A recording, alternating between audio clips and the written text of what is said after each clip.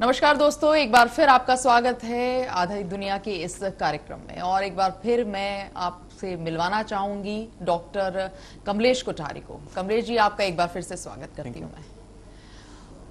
दोस्तों, इस बार भी हम चेहरे की बात करेंगे, लेकिन चेहरे में हम एक चीज जिस हर आदमी जिसको बहुत पसंद करता है और चाहता है कि वो चमकते रहें और जिसकी वजह से आपकी खूबसूरती बरकरार रहे। और आप बिल्कुल सही समझ रहे हैं, मैं बात कर रही हूं दांतों की, जो कि हर माँ, हर बाप, हर बुजुर्ग और हर जवान आदमी इससे परेशान है कि किस तरह से और कहाँ इस चीज को मैं ठीक कर सकूं, चाहे बच्चा हो चाहे बड़ा हो।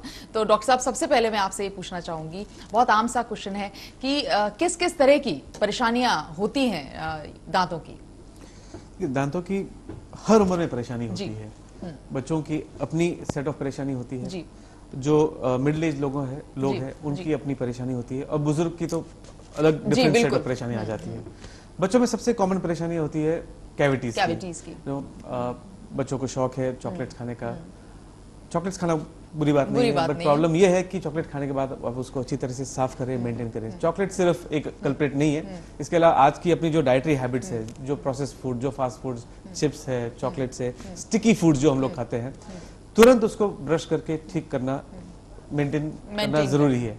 तो दिन में 2 बार ब्रश करना तो जरूरी है ही, बट कभी आप मान लीजिए दोपहर को आप चॉकलेट खा रहे हैं तो इंस्टेंटली 2 मिनट एक बार ब्रश करके, ये आपको ध्यान रखना है कि कोई भी स्टिकी चीज जो दांत के ऊपर चिपक के रह जाए, हाँ, तो फिर वहां पे शुगर प्रोडक्शन शुरू हो जाता है। बैक्टीरिया अटैक करता है शुगर प्रोडक्शन के कारण दांतों को, और वहां पे कैविटी क्रिएट होती है। बिल्कुल। सो बहुत सारे बच्चे ऐसे हैं जिनकी कैविटी छोटी है, उनका ट्रीटमेंट आराम से क्लिनिक में हो सकता है, बट क्योंकि मल्टीपल कैविटीज होती है, बच्चे थोड़े डरे हुए रहते हैं, तो वो क्लिनिक में बैठ के ट्रीटमेंट नहीं करा पाते हैं। तो कभी कभी मल्टीपल ट्रीटमेंट करने के लिए उनको हॉस्पिटल में भर्ती करके भी लेके जाना पड़ सकता है। इसलिए बच्चों का दांत का ध्यान रखना बहुत जरूरी है, वरना कभी कभी हॉस्पिटल में भी जाके इनको ठीक करना पड़ सकता है। अच्छा डॉक्टर साहब, एक बात पूछना चाहूंगी कि बच्चों में क्या बड़ों में भी ये चीज आती है कि दांत जो होते हैं वो या तो पैदाइशी टेढ़े मेढ़े होते हैं, और या फिर वक्त के साथ या कहीं चोट लग गई तो टेढ़े मेढ़े हो गए। तो एक तो वायरिंग होती है, तो उसके लिए क्या क्या किया जा सकता है?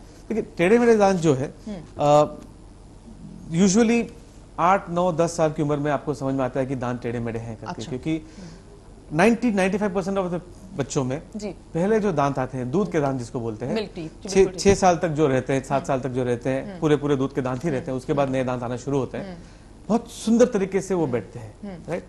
और जब दूध के दांत गिर के नए दांत जब आना शुरू होता है, तब देखा जाता है कि नए दांत उतनी सुंदर अलाइनमेंट में नहीं आते और टेढ़े मोटे होते हैं। अच्छा। और ये जैसे आपने बोला पैदाइशी होता है, क्योंकि ये जेनेटिक है। जेनेटिक क्योंकि मदर फादर के दांत इतने अच्छे नहीं होते। ये कई बार ऐसा होता है कि जबड़ा एक पेरेंट से आया है और दांत दूसरे पेरेंट से आया है, तो स्पेस मिसमैच हो जाती है। इसके कारण दांत टेढ़े मेढ़े आते हैं। और टेढ़े मेढ़े दांतों को 7-8 साल की उम्र से ऑब्जर्वेशन में रखना जरूरी है। हो सके कि कोई ट्रीटमेंट की जरूरत नहीं है, सिर्फ ऑब्जर्वेशन करने से ही एक बार काम चल जाता है। बट जब 10-11 साल तक वो टेढ़े मेढ़े दांत अपने लेवल में नहीं सेट हो रहे हैं, तब क्लिप करके, ब्रेसेस करके उनको ठीक करना जरूरी है। कई बार टेढ़े मेढ़े दांत के साथ साथ जबड़ा भी टेढ़ा मेढ़ा होता है। थोड़ा सा जबड़ा क्रॉस हो सकता है, या जबड़ा थोड़ा आगे हो सकता है, या जबड़ा पीछे हो सकता है, या कई बार ऐसा होता है कि पूरा स्माइल नहीं कर पाता है बच्चा। जब स्माइल करता है बहुत सारे मसूड़े दिखते हैं। तो हो सकता है कि उनका सिर्फ ब्रेसेस नहीं, ब्रेसेस के साथ कुछ और जिसको हम लोग बोलते हैं डेंटोफेशियल ऑर्थोपेडिक्स, चिन कैप बोलते हैं, वो कुछ लगा के रखना पड़ सकता है, या फेस मास्क बोलते हैं, कुछ लगा के रखना पड़ सकता है। तो हर बच्चे को 6 साल 7 साल की उम्र के बाद एक बार टेढ़े मेढ़े दांत को दिखाने के लिए एक डेंटिस्ट के पास लेके जाना जरूरी है। और बच्चे को डेंटल चेकअप 2 साल 3 साल की उम्र से ही एक बार दिखाना जरूरी है। आमतौर पर देखा जाता है कि पेरेंट्स दांतों को बहुत लाइट लेते हैं। हाँ, क्योंकि 32 है, उनको लगता है चलो ठीक है। और दूसरी बात ये भी है कि उनको ये लगता है कि दूध के दांत है, ये तो चले जाएंगे, परमानेंट दांत जब आएंगे तब देखा जाएगा। बट दूध के दांत का सबसे बड़ा इंपॉर्टेंट रोल ये है, परमानेंट दांत की जगह को वो बरकरार रखता है। जब तक दूसरा दांत जो 7 साल 8 साल में आना शुरू होता है, 12 साल तक दूसरे दांत आते रहते हैं, उसकी जगह वो मेंटेन करके रखता है। अगर मान लीजिए उसमें कैविटी हो गई और उसको निकालना पड़ा, तो पीछे के दांत आगे आके उसकी जगह को क्लोज कर देते हैं। तो फिर नीचे जो दांत परमानेंट दांत आने वाला है उसको जगह नहीं मिलती है, और वो टेढ़ा मेढ़ा ही आता है। और टेढ़े मेढ़े दांत क्या है, आप उसको साफ नहीं कर पाते हैं, जगह जगह खाना फंसता है, और वो टेढ़े मेढ़े दांत जो परमानेंट होते हैं वो उसमें कैविटी लग जाती है और देखने में भी खराब लगता है। तो डॉक्टर साहब मैं ये पूछना चाहूंगी कि जो बच्चे जिनके पेरेंट्स जो हैं वो बचपन में उन्होंने ध्यान दिया, डॉक्टर्स के पास गए और डेंटिस्ट का पूरा रहे, तो उनके बाद दांत तो ठीक हो गए, लेकिन कई ऐसे पेरेंट्स हैं अधिकतर जो पहले भी हम कहेंगे कि आने वाले वक्त में वो नहीं उन्होंने ध्यान दिया और बड़े होने के बाद वो टेढ़े मेढ़े रह गए, या फिर किसी वजह से बच्चे साइकिल से गिर गया किसी तो वो टूट गए, उन बच्चों के लिए कैसा रहता है, मतलब क्या इलाज रहता है फिर आगे? देखिए, कोई भी इंसान बच्चा हो या बड़ा हो गिर के दांत वगैरह टूट सकते हैं, एक्सीडेंट्स तो होते हैं जी। नाउ अगर परमानेंट दांत टूट गया है तो वो दांत कभी वापस नहीं आने वाला है। अच्छा। तो हम लोग पूरी कोशिश करते हैं परमानेंट दांत को सेव करने के लिए। तो कई बार टूटे हुए दांत को रूट कैनाल करके उसके ऊपर कैपिंग लग जाती है, और वो कैपिंग बहुत सारे मटेरियल आ गए, अभी जिरकोनिया आ गया है, सेरेमिक है, अच्छा, इतने सारे कलर्स में आ गए हैं, क्योंकि दांत जो है हर इंसान का एक कलर में नहीं होता है, किसी का व्हाइट होता है, किसी का पीला होता है, कई बार तो ग्रे होता है, और इंडियन कंडीशंस में लोग पान पराग सुपारी खा के इतने पीले लाल कर देते हैं दांत को, है ना। तो हर तरह के कलर शेड्स अवेलेबल है दांत के। तो जो दांत टूट जाते हैं वो पुनर्गठन या जो पुनर्निर्माण जिसको बोलते हैं, रिकंस्ट्रक्ट हो जाता है, और हूबहू उसी शेप में उसी कलर में रिकंस्ट्रक्ट हो जाता है। अच्छा। ये तो हुए टूटे हुए दांतों के। ऐसे बहुत सारे बड़े लोग हैं, बड़े मतलब मान लीजिए 18-20 साल के हैं, या कोई भी उम्र 30-40 साल 50-60 साल के भी लोग हैं जिन्होंने बचपन में टेढ़े मेढ़े दांत का ब्रेसेस या क्लिपिंग नहीं कराया। इस उम्र में वो चाहते हैं कि मैंने बचपन में नहीं कराया, बट अभी मैं चाहता हूं कि मैं थोड़ा सा अपना दांत वांत ठीक करा लो। तो उनके लिए दो ऑप्शंस हैं। एक ऑप्शन तो ये है कि कोई भी उम्र में आप ब्रेसेस लगा सकते हैं। अच्छा। एक टाइम था या एक समय ये मान्यता है कि ब्रेसेस आप सिर्फ 12-13 साल 14 साल की उम्र तक ही लगा सकते हैं, but braces technology, material science इतनी बढ़ गई है, अंडरस्टैंडिंग ऑफ डेंटल साइंस इतनी बढ़ गई है अभी कि कोई भी उम्र में आप ब्रेसेस लगा सकते हैं। अच्छा, ये बट फिर भी बहुत सारे लोग ब्रेसेस नहीं लगाना चाहते हैं क्योंकि वो मेटल के तार दिखते हैं। हाँ, मेटल का तार दिखते हैं। इसलिए दो नई टेक्नोलॉजी निकली है लास्ट 5-6 इयर्स में, जिसको बोलते हैं इनविजिबल ब्रेसेस। इनविजिबल ब्रेसेस का मतलब ये हुआ कि ब्रेसेस लगे हुए हैं बट आप देख नहीं पाते हैं। अच्छा। क्योंकि ब्रेसेस जो है ट्रांसपेरेंट क्लियर ब्रेसेस होते हैं ये। तो दांतों के जैसे आप हाथ में ग्लव्स पहनते हैं, उसी तरह दांतों के ऊपर ग्लव लग जाता है। अच्छा। और वो ग्लव जो है हर 15 दिन में आपको चेंज करना होता है, और वो ग्लव जो है बहुत 1 मिलीमीटर थिकनेस का होता है, और वो पूरा ट्रांसपेरेंट होता है। आपने दांतों के ऊपर उसको पहना या नहीं पहना समझ में नहीं आता है। 1-2 साल का ट्रीटमेंट होता है, दांत पूरा सेटल हो जाता है।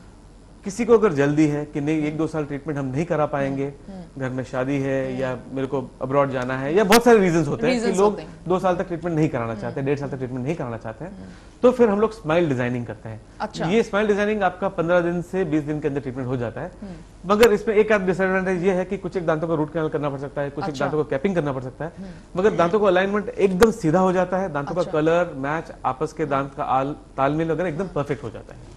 मतलब स्माइल डिजाइनिंग मतलब कि सब कुछ आपने बिल्कुल परफेक्ट कर दिया था, इसलिए इसको स्माइल डिजाइनिंग कहा जाता है। हाँ। और इस टेक्निक को, स्माइल डिजाइनिंग को हम लोग एस्थेटिक डेंटिस्ट्री या कॉस्मेटिक डेंटिस्ट्री कहा जाता है। लोगों ने सिर्फ कॉस्मेटिक सर्जरी के बारे में सुना है, बट कॉस्मेटिक सर्जरी में कॉस्मेटिक डेंटिस्ट्री का बहुत बड़ा रोल है, क्योंकि आप कितने भी सुंदर दिखें, अगर हंसते वक्त सामने का दांत अगर आपका नहीं है या दांत का अलाइनमेंट ठीक नहीं है, तो पूरी सुंदरता वहां पे आपकी जीरो हो जाती है। तो कहीं ना कहीं कहना ठीक होगा कि स्माइल अपनी बरकरार रखनी है तो आप सीधा डेंटिस्ट के पास जाइए और अपना अगर कोई दिक्कत आ रही है तो उसे ठीक कराइए। ठीक है। अच्छा डॉक्टर साहब, बड़ों की तो बात हो ही रही है, बच्चों का, क्योंकि ये सब जो चीजें हैं अधिकतर बड़े एज के साथ तो आती हैं, लेकिन बच्चों में बहुत है। आज की डेट में अब 3-3 साल 4-4 साल बच्चों का, अब आप कहाँ तक आप बच्चे को रोकेंगे स्वीट? तो उन बच्चों के लिए जो मिल्क टीथ होते हैं, अब जो बच्चा ब्रश नहीं कर सकता है, तो वो कैसे, उसके पेरेंट्स हैं रिंस नहीं करा सकते हैं माउथ, तो उसको वो कैसे रखें कि बच्चे का कैविटी ना क्रिएट हो? देखिए, पेरेंट्स जब ब्रश कर रहे हो जी, तो बच्चों को साथ में रख के ब्रश करें। अच्छा। ताकि बच्चे सब चीज पेरेंट्स से ही सीखते हैं। तो जब वो पेरेंट्स को देखते हैं ब्रश कर रहे हैं, तो धीरे धीरे वो भी करना सीखते हैं। तो जब वो ब्रश कर रहे हैं तो उनका हाथ पकड़ के थोड़ा उनको सिखाए। तो इनिशियली 6 साल की उम्र तक असिस्टेड ब्रशिंग की जरूरत पड़ती है, 5-6 साल की उम्र तक। उसके बाद अपने आप बच्चा जो है ब्रश करना सीख जाता है। बट फिर भी 6 महीने में एक बार डेंटिस्ट को दिखाना जरूरी है, क्योंकि कुछ एक एरियाज माउथ में ऐसे होते हैं ब्रश ठीक से रीच नहीं कर पाते हैं। और अपनी इंडियन पॉपुलेशन में फ्लॉसिंग का कॉन्सेप्ट नहीं है। फ्लॉसिंग एक धागा होता है जो दांतों के बीच में क्लीन करने के लिए ही बनाया गया है, डेंटल फ्लॉस बोलते हैं उसको। विदेशों में ये एक मॉर्निंग रूटीन है कि आपने नहाया, ब्रश किया, फ्लॉसिंग किया, फिर काम पे गए। बट यहाँ पे वो सिस्टम नहीं है, तो हम लोग फ्लॉस नहीं करते हैं, इससे दांतों के बीच में जो है काफी कैविटीज होने के चांसेस ज्यादा है। अच्छा डॉक्टर साहब, ये आप जो स्कल लाए हैं, ये जो दांत जो फिट करा रहे थे, इम्प्लीमेंट कर रहे थे, उसमें कैसे इम्प्लांट, इसको दिखा के जरा बता सकते हैं? डेंटल इम्प्लांट एक नई टेक्निक है जी, जिनके दांत मिसिंग है। मिसिंग किस लिए हो सकते हैं?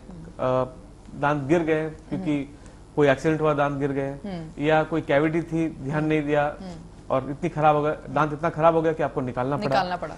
या मसलों में इन्फेक्शन हो गया, पायोरिया हो गया, दांत लूज हो गए, दांत की नींव कमजोर हो गई और दांत को निकालना पड़ा, तो फिर आपको नया दांत लगाना पड़ा। इस टेक्निक को डेंटल इम्प्लांट बोलते हैं। डेंटल इम्प्लांट के माध्यम से आप पूरे दांत, सिंगल दांत या पूरे दांत का आप पुनर्निर्माण कर सकते हैं। अच्छा, अब हम लोग कुछ देर आगे 3D प्रिंटिंग की बात कर रहे थे। 3D प्रिंटिंग एक नई टेक्निक है जिसके माध्यम से आप डेंटल इम्प्लांट परफेक्ट पोजीशन में बिठा सकते हैं। Dental implant generally free hand से किया जाता है, तो दो दांतों के इम्प्लांट की पैरेललिज्म बहुत जरूरी है। ये पैरेललिज्म फ्री हैंड में इतना एक्यूरेटली नहीं आता है। तो 3D प्रिंटिंग के माध्यम से आप दांतों का 3D मॉडल बना सकते हैं और आप एक 3D गाइड या 3D स्टेंट बोलते हैं उसको बना के उसमें होल बना सकते हैं। तो जहां आपको इम्प्लांट बिठाना है, आप उस होल के माध्यम से इम्प्लांट जब बिठाते हैं तो आपकी इम्प्लांट की पोजीशन 100% एक्यूरेट और पैरेलल रहती है। तो डेंटल इम्प्लांट सबसे नई टेक्निक है जिससे आपका अगर कोई भी दांत नहीं हो तो हूबहू आपका नया दांत निर्माण हो सकता है। चलिए, बहुत बढ़िया और बहुत बहुत शुक्रिया, आपने इतने व्यस्त टाइम टेबल में से हमारे लिए टाइम निकाला और इतनी अच्छी जानकारी दी और बहुत नई नई चीजें पता चली। बहुत बहुत शुक्रिया सर। Thank you. तो दोस्तों, देखा आपने कि कितनी सारी चीज़ें ऐसी हैं जो हमें पता ही नहीं होती, हम रूटीन में नहीं कर पाते, लेकिन वो बहुत ज़रूरी है। और कभी भी हम ये कहेंगे कि डेंटिस्ट से भागिए मत, बहुत ज़रूरी है आपके दांत आपकी स्माइल बरकरार रखने के लिए, तो उसको बरकरार रखिए और रूटीन चेकअप अपना, अपने बच्चों का और अपने परिवार का बिल्कुल कराते रहिए। आज के लिए इतना ही, नमस्कार।